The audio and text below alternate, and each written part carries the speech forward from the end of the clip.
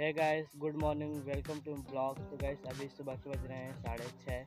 तो मैं आ चुका हूँ हम दोनों घूमने खेत की तरफ। चलो मैं आपको एक प्यारा सा व्यू दिखाता हूँ। तो गाइस ये देखो,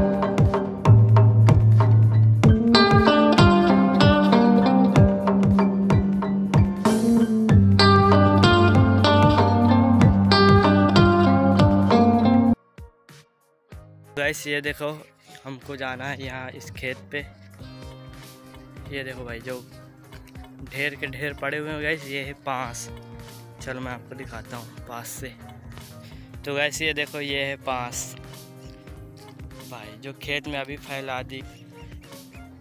ये देखो गाइस, पूरे खेत में ऐसे फैला दी गई है और ये अब पूरा यहाँ तक फैला देंगे। तो गाइस अभी के लिए बस इतना है। अगर आपको वीडियो पसंद है तो वीडियो को लाइक करें और चैनल सब्सक्राइब करें। मिलते हैं नेक्स्ट ब्लॉग में। तब